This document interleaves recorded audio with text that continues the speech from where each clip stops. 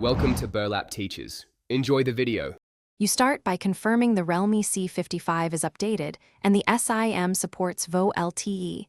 This matters because carrier provisioning is required. Once done, make sure mobile data is on and airplane mode is briefly toggled to refresh the radio. You then open Settings, select SIM card and mobile data, and pick the SIM you want Volte on. Do this now. These initial checks prevent later failures and speed up activation when you flip the Volte toggle. You tap the chosen SIM and toggle the Volte switch. This sends a request to the modem and carrier. If you don't see it, go to About Phone, tap build number 7 times to enable developer options, then return to Settings to check hidden SIM or network toggles.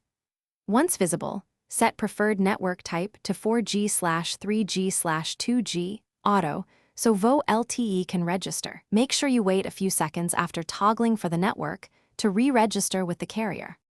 You finish by restarting the phone to ensure the modem applies settings, then look for Volte or HD call icon.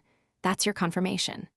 Next, place a test call while using mobile data to verify voice over LTE actually works.